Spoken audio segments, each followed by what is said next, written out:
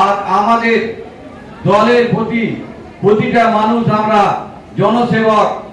আমাদের যদি কেউ ভুল করে থাকে সেগুলোকে আমাদেরকে সংশোধন করতে হবে।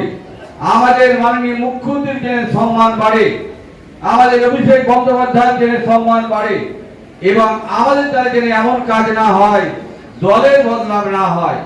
আমরা সকল মিলে চাইব 21শে জুলাই মাননীয় মুখ্যমন্ত্রী 13 জনের জন্য এই যে স্মরণ সভা করছে, এই স্মরণ সভা মাননীয় মুখ্যমন্ত্রী দ্বারা সম্ভব। ভারতবর্ষের কোনো নেত্রী নেই, কোনো নেতা নেই যে এই ধরনের কোনো প্রোগ্রাম করে।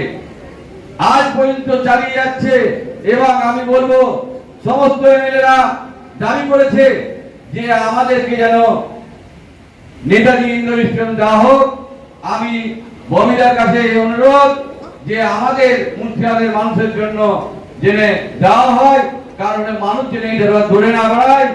আমরা মুর্শিদাবাদ থেকে ম্যাক্সিমাম মানুষ যাব, আমরা সবাই দায়িত্বপূর্ণ লোক এসেছি, এবং মাননীয় মুখ্যমন্ত্রী সেই সম্মান রাখতে হবে এবং দলের সম্মান রাখতে হবে।